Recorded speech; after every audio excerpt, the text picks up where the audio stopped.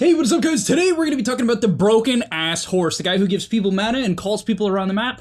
Let's get into it. This is probably, maybe, the most broken support of the patch. It's up there. It's up there with heroes like Tinker, AA. Those are probably the top. I mean, maybe those are the top. Those are probably the top three. On top of that, go sign up to the gameleap website, guys. I'm posting new content over there almost every day, and I'll see you there. All right, so we're going to be watching the GOAT of Caudle. I mean, this is for sure the best Caudle. I mean, historically, it might be the best Caudle, Soxa. He's been playing this hero for forever, I think since Tundra 1 Ti. I mean, historically, this guy has been the GOAT of Caudle. And yeah, I mean, not overly surprisingly, he's back at it.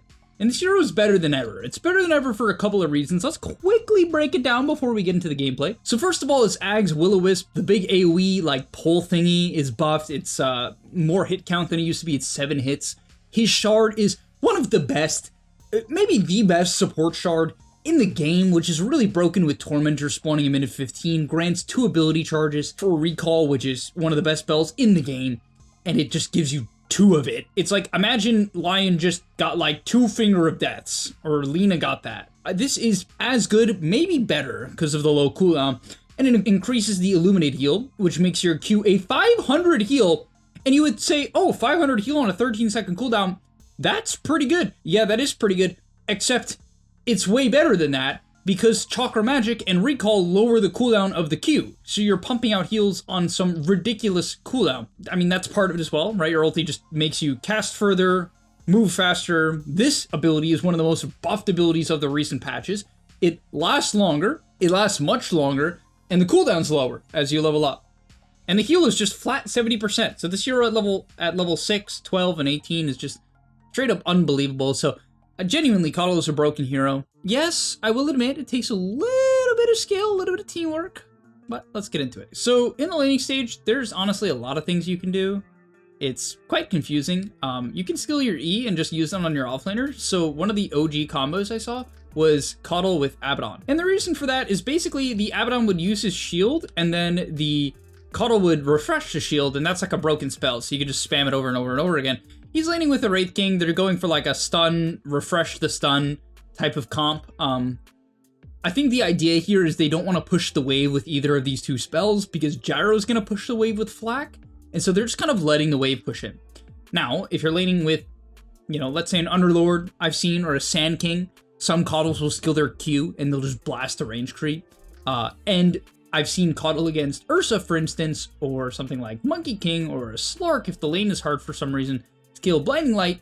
However, Blinding Light is very expensive mana cost, terrible cast range, and terrible cooldown. So in general, I recommend Q to push the wave, or E to enable your offlaner. Yeah, in terms of other gameplay, your hero's base stats are okay. A okay 3 armor, a mediocre 51 damage, and a very strong 320 movement speed. The strength of this hero is really just to run around, block camps, kind of avoid the pause 5, right? Block camps. I've had a lot of couriers sniped in pubs. I had a Caudle snipe like 3 in my last game against me.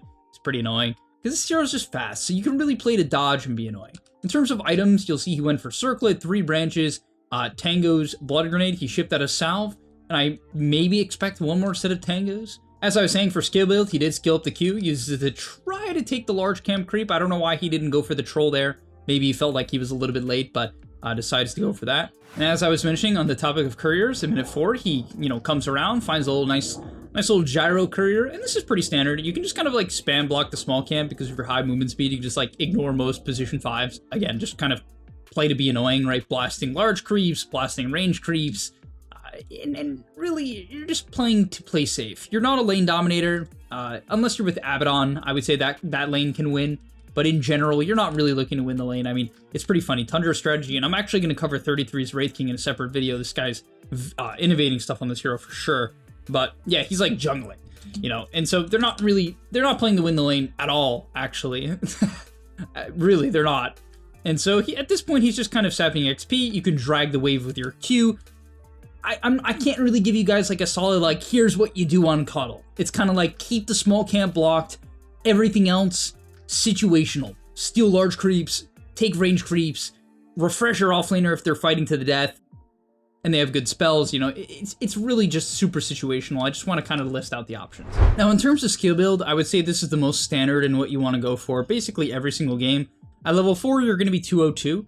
Another thing to keep in mind about Chakra that's pretty cool is that it actually gives you 30% more mana. Pretty crazy, right? It's just an insane amount of mana. So if you can go Q and E, it basically just lets you farm. This hero can farm neutrals if the game is very AFK. Like in this game, he actually didn't make a lot of stacks. I think it's very intentional because Wraith King actually can't farm stacks. It's actually negative GPM to make stacks for Wraith King because it just kills the skeletons. So he very intentionally, this game did not stack. But let's say he's with like a Sand King or something like that, he'll stack a lot. And I mean a lot, because the Q is very good for stacking. So in general, this hero's early game, guys, I'm going to keep it real, reasonably underwhelming. It's not an early game stomp hero. It very much fits the vibe of Tundra as he saps up. Oh, double flag bear, damn, that would have been nice to last at those. But it's not a hero that's going to dumpster the early game. Really, the only main early game impact you can truly have is, I would say, making stacks, farming for yourself, and then best case scenario, you're paired together with something like an Ember or a Storm that heavily benefits from the mana that you give. Now, this is where the hero really begins to get insane. So when you get ulti, there's a lot of different things you can do. Why? Because either A, you can recall yourself to allies, or B, you can recall allies to yourself. Now, if you take damage or they take damage while being recalled, it will not go through. Well, let me be more specific. If you recall the Wraith King to you and he takes damage, he won't teleport. However, if you recall the Wraith King and he's taking damage, you will still teleport. So you gotta be careful because you can teleport in and just straight up kill yourself. For instance, here, he, if he wants, can just teleport into the middle of this fight. In fact, that's exactly what he does. Looks pretty goofy, right? Looks pretty goofy, but just to show you, so there's two different options when you have the ability on. There's either this one or this one. This weird one that's like a bit of a like more grayish color, because they're both kind of gray. But that one is the recall yourself to allies. The base mode, the normal mode, is recall allies to you. Now, what's really crazy about this ability is the fact that it gives chakra to not only you, but also to your ally, right? So you both get the chakra, you both get the cooldown reduction, and on top of that, it gives 12% movement speed. I think the way that they're going to nerf this when they inevitably do is just kind of removing this movement speed bonus. I mean, 12% movement speed is some ridiculous number considering this ability is some nasty low cooldown. And look, when he teleports in, it chakras him, so it lowers the cooldown of recall. So if you've used chakra and then use recall, the recall will lower the chakra cooldown, and then you can cast chakra on yourself again to recall again. And so that's why this hero is just so goofy. It basically just refreshes its own spells over and over and over again as, okay, maybe he could have healed the Wraith King there with the Q. I guess maybe 33 just wanted to die. But in early team fights, your main objective is to put down your Q. Now, unfortunately, his ulti ended, but basically when your ult is active, your Illuminate no longer has to be channeled. It just puts down a spirit form version of yourself, and then when the blast goes through, it will heal. And as I said, it's a massive heal. It's 70% of the Q damage, which is why you want to max Q and E. And generally, if you can, just skip the W entirely. It's just not really worth it. We do see him make a couple of stacks here, and again, this is something that you definitely can do. 1054, blasts across, actually blast both camps at the same time. I mean, you don't have to do it like that, but that's totally fine, as he gets them both. And at this point, yeah, I mean, it actually starts just blasting this camp, getting a little bit lower for the Wraith King. Probably just feels that there isn't too much to do, as he blasts it again. Blast the next camp, just helping his Wraith King farm. Eventually decides to recall to the Ember, using it pretty casually here, giving the Ember a little bit of mana. And again, when you recall yourself to allies, it just gives them and yourself some insane amount of mana, as he can do it again here if he wants. Yep, chakra onto the Ember. And Ember is a hero that has pretty severe mana problems if he's farming at max capacity. And so you kind of just allow certain heroes, I mean, Storm is the best example in the game, but heroes like Storm, Ember, and even something like Terrorblade to just hit some nasty timings. Terrorblade is considered to be one of the best Coddle combos of the game because of the fact that it lowers meta cooldown, which is amazing, so you just kind of remove this hero's big weakness of just not having meta and having to avoid fights. But also, and very importantly, when you're condemned, right, when you take the condemn facet, you have massive mana problems, especially at level 10, when you take Conjure Image cooldown.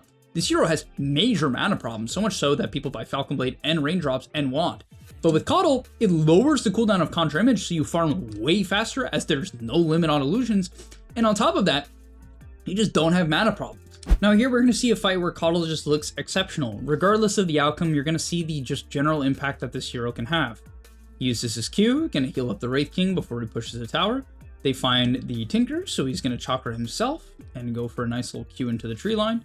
Now his spells are on cooldown, so there isn't exactly too much to do, but another heal goes through onto the Wraith King and to the Ember, giving them just an incredible amount of sustain. Unfortunately, the enemy team responds with, I think, like 3 TPs, and not bad, right? Trading a Wraith King for 3 TPs is pretty fine. And then, I mean, it's just such a, like, what is this hero? Because when your ulti ends, you'd expect it to, like, cancel the recalls, maybe? But no, it doesn't do that. It just goes through. And so now, he recalls himself to the top lane, refreshes the Tusk spells, so now he can, you know, control the Centaur, and has tag team up in 2 seconds when he typically wouldn't have had that, and they are able to find a Centaur kill. So yeah, you can be actually everywhere. And usually that's an overstatement. That is not an overstatement for Caudle at all. You can actually be everywhere. And what's great about Caudle this game is just how many combos they have with this hero. For instance, in this team fight, even with no ulti, he can just have impact by giving Chakra to the Ember, right? Ember spells are on cooldown, Chakra lowers the cooldown of spells by 6 seconds, and he can get the kill, right? Well, it's only 5 seconds right now, but you get the point. And it's crazy, this hero is kind of just like Tinker, where you pop your ult, and then you just click Q, and look at this. Ember almost dodged it. Pfft. I mean, what in the world is this healing as he puts another Q down, and all of a sudden his team is just ready to push the tower. Oh, another Q. Oh, Chakra's back up. Can Chakra my Ember? Oh, you missed his spell. Too bad it's back up. Oh, I'm recalling. Like, you can literally just button mash, and keep in mind, he's primarily using the teleport to allies function, but occasionally, as we'll see here, he will teleport the Tusk to himself. So allies can go back to base. Yeah, they can go back to base. They can respawn and get TP'd to the fight. And so, yeah, I mean, this hero is just an unbelievable team hero as well, if you really get used to it. Now, in this game, he's going to rush an Aghanim Scepter, and I actually love this item build. I think it's super cool, and maybe the best build. But a lot of people go Holy Locket. Not overly surprisingly, amping up heals on this hero is pretty insane. In the last clip, you should have seen exactly why, as they take another little skirmish here, drops the Q, just kind of backing up his Ember Spirit.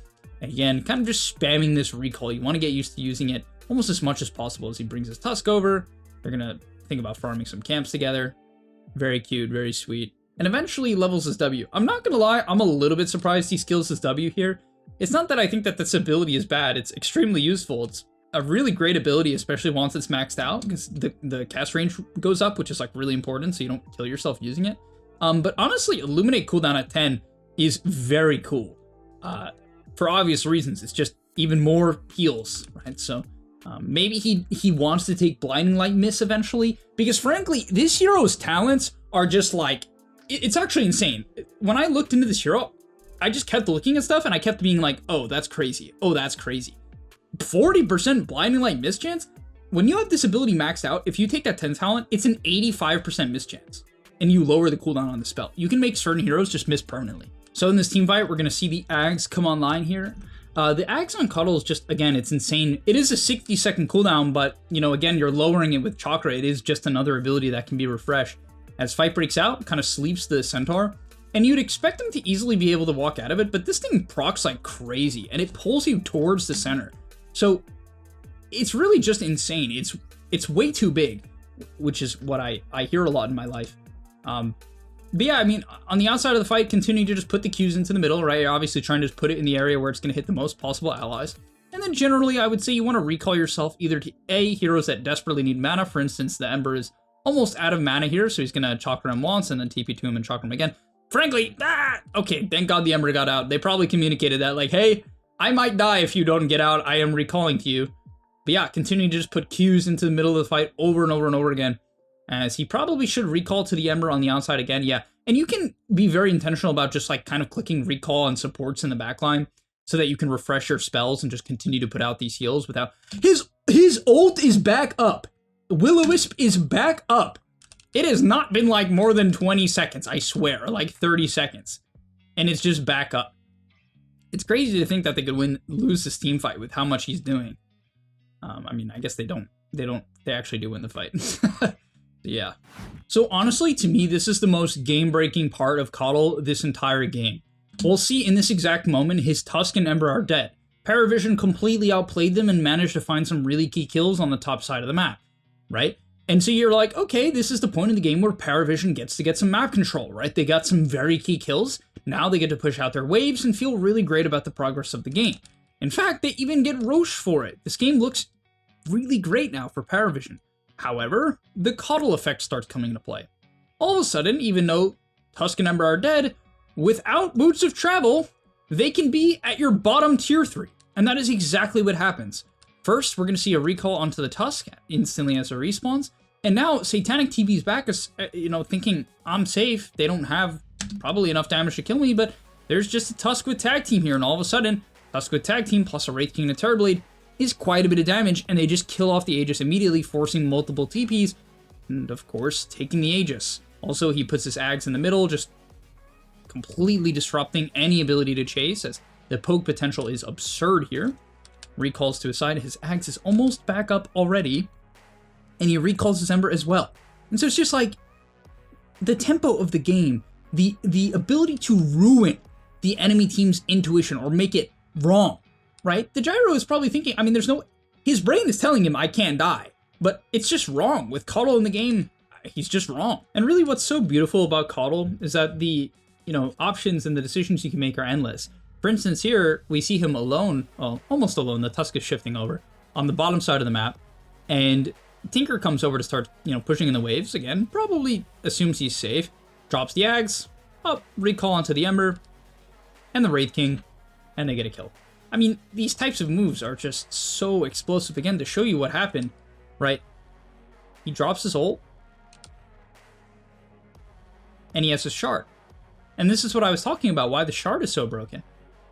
You just get to call 2 people. So your cores could show 2 heroes top, and all of a sudden, you could be setting up a play on the bottom side of the map, which is exactly what's happening. I mean, how can you expect this as Tinker? You probably saw the Ember mid, and you definitely saw the Wraith King top. All of a sudden, you're just dead to both of them. I mean, yeah. And so at this point, after that, you want to start chakraing yourself, and you have a Chakra Magic cooldown talent. Ah, of course, because this hero already didn't have low enough cooldowns. Now you have even lower cooldown on the spells that gives you lower cooldown. This fight, he has so much impact. Gets his Ags off. Again, you're going to see the pull onto the Gyro, just being super annoying.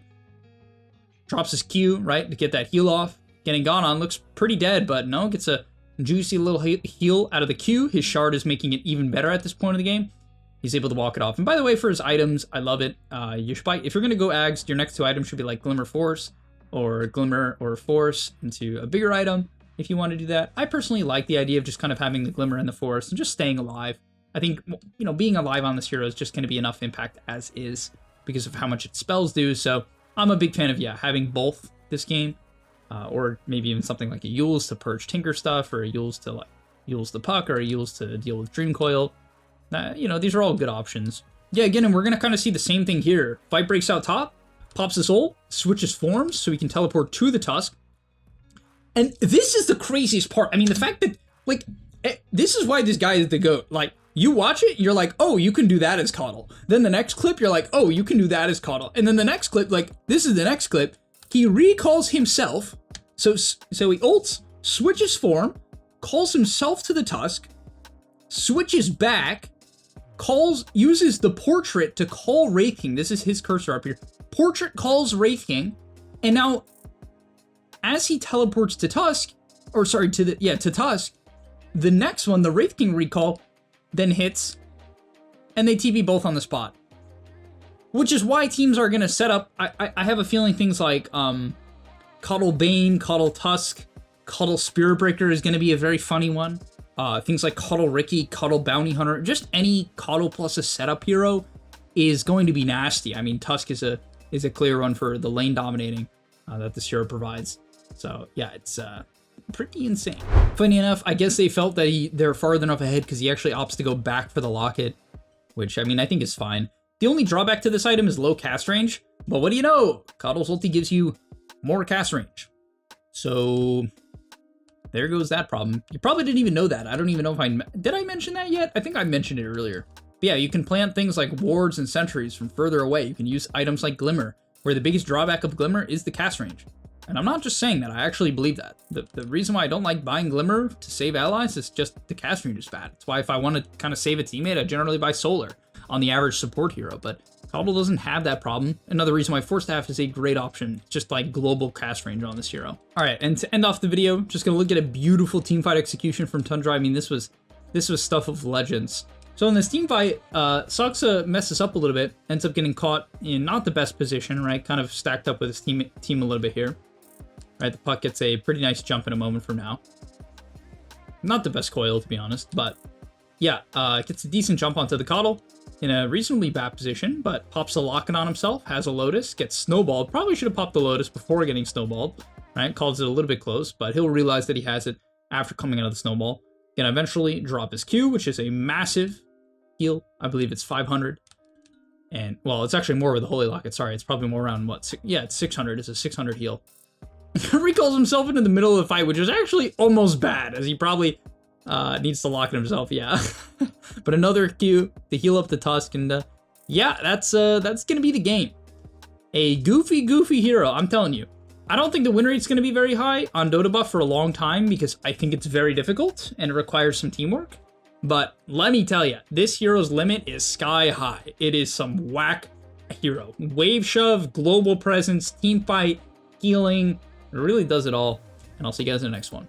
Peace. And that's all, but remember, before you leave, come on, before you tune out, subscribe to the GameLeap website, where we are going to help you get to the next rank. If you're stuck, click the link down below, and I'm out. Peace.